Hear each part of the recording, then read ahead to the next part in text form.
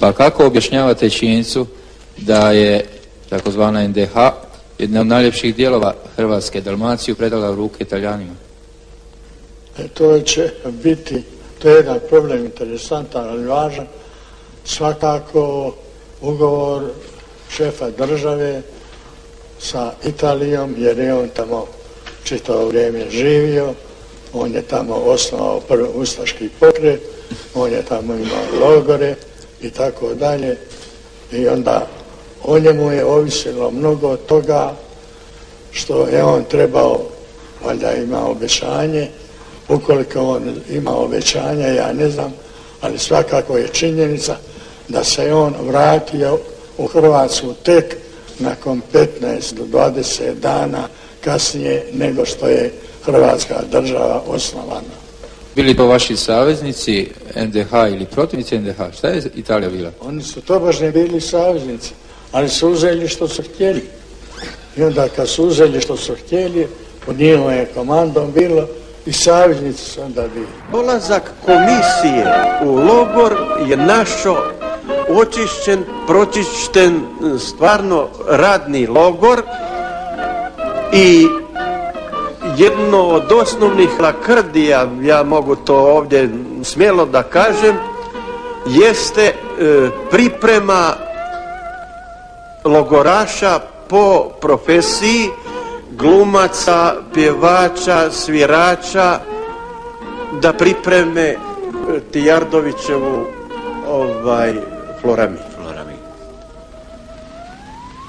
Mi smo bili dužni svi logoraši da prisustvujemo, a komisija je sjedila u foteljima prvim redom, iza nje ustaška vojska,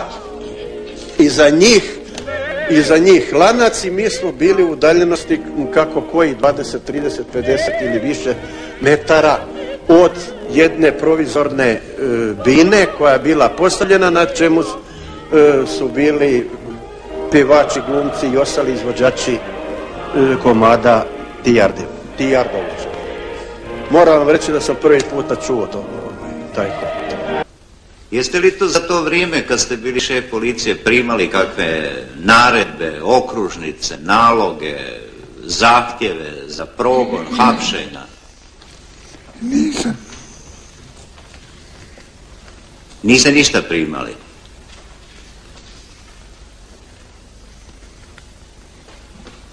A je li bilo kakvo hapšenja? Jeste. Koga su hapsili?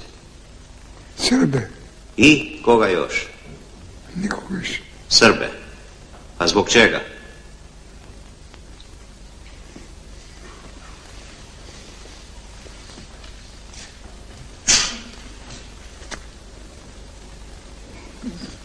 Zbog čega su hapsili Srbe? Zbog politike. Radi politike. A šta su radili sa njima? Radili su pod NDH. Jesu ih mnogo uhapsili? Pa jesu. I gdje su ih smjestili? U zatvoru. U Mitrovici? Mitrovici. A se možda sjetiti možete koliko su ljudi uhapsili?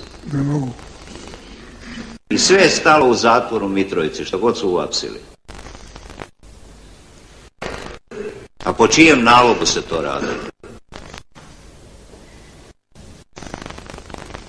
Po nalogu sredskog načelnika. Kojeg? Po nalogu? Sredskog načelnika. Sredskog načelnika. A u čiju nadležnost je spadao taj sredski načelnik? Morate u Kojiću. Imate vi kakve primjedbe? A šta mogu na takve laže? Na takve laže izmišljotine i tako. Hotimično htjelo mene uvesti u taj problem. Ja nikada u svome životu, od kad sam bio pogotovo ministar unutrašnjih poslova, nisam bio u Jasenovcu. Znači, vrlo iskren odnošaj bio između njega i mene. Kad je trebalo da ide šefu države, izgleda ga nije htio šef države primiti. I od tada on je dolazio samo meni, i što je trebalo da šef države potpiše, onda sam ja nosio šefu države i njegove prijedloge za potpis. Tako kroz čitavo vrijeme Hrvatske države on nije imao prilike niti jedan put da se sastane sa šefom države. Ljudi auču, ljudi svakako, jer ne znam ni sam već šta bi, ali jedan put vidim ja 3 prelete u oltaru pultove gore, onaj popovski, sakrio se kad su oni iznosili van. Krv teče do koljena. Ja se sakrijem ovako za neki ormarić, tako onoj guži, progledat ja malo, onaj drži one lampuše, kolju tamo još, neće ja javiti ništa, iznose van. Kad su iznosili van, oni nisu znali da se ostala ta 3 gore u oltaru, oni se kašnje ispeli onaj zvonik, pa psovali Vidakoviću mater, taj Vidaković iz Gline od rodom. I kakva to država koja ubija narod, onda pucali se ovdje ustaše, 3. dan i pobiju i dolje razbili se. I kad slušajte, spalo na nas to jedno 5-6, i ja nekako preskočim među mi zaklane na sred crkve, oni nisu ni osjetili. To krv teče do koljena, dobro da me nije udavno. I on ide, slušajte, kad došao unutra u crkvu, on je 5-6 zaklano, jednog nađu ovako lega, pa veli jesi živ, veli jesam, pa nemojte me ubiti, ja ovako malo zakrenuti, malu glavu, a on njemu drži jednu ruku, drugu, treću mu podnese svijeću, pa mu gore oči nako živo, on, ma joj, nemoj mi paliti samo oči, on kunde komu kiču, koliko god može. Kada put kao je, zakoljite ga, velim, majku, jebem njegovu srčku, zakolji njega. Jer to su sve bili Srbi, tako da znate, većinom Srbi to su bili. Toku ovog iskaza zaspali u 2 navrata? Nisam. Ide bode nožom, ja ovako ležim, onako, i on ide sve redom, bode nožom, on ima od puške, i dođe do mene i mene stoji na leđima i neće me s one strane tući, sve onako mrtvo zaklane ljude i mene neće. Valjda sudbina ta u životu neka valjda mora biti. Kada mu dođe da pomudali cipelom u glavu, ja ništa. Nakon što sam saslušao ovo, ja sam toliko kriv koliko Isus Krist. Čime skupa, Pavlić je stavio tamo i fotografisao je. Nešto je kroz one kuće tenkovima pogaženo.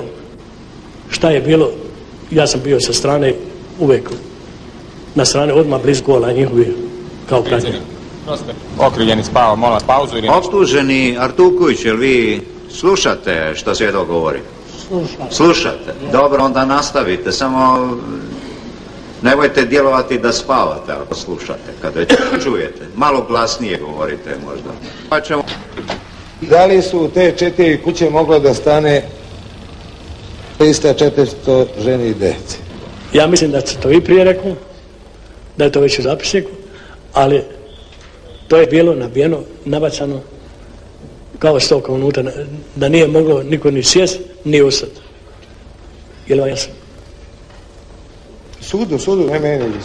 Sudu, ali i vama da odgovorim ujedno, ne plašim se vaše oči. Dobro, mislim, i to ostajete kod onoj vaše tvrdnje koju ste danas na zapisniku. Ja bih pokušao, ako može, sve dok da se sjeti. Dobro, njih dvojica su razgovarali o tome, to shvatam. Jedan od njih je kazao da ih pobijemo. Ko? Gospodin Artuković je kazao. On je to kazao Paveliću da ih pobijemo. Paveliću da se to mora uništiti za osvetu one satnije, 8. satnije, to je pogledam kao tezasna druga, koja je bila smješana u Maksimiru. I šta je onda Pavelić kazao? Kad mi je predložio gospodin Artuković, Pavelić je rekao da ima da se izvrši. Dobro, eto. I on je to sve čitav masakr gledao i slikavao šta se dešava. Izvolite. Najviša je laž.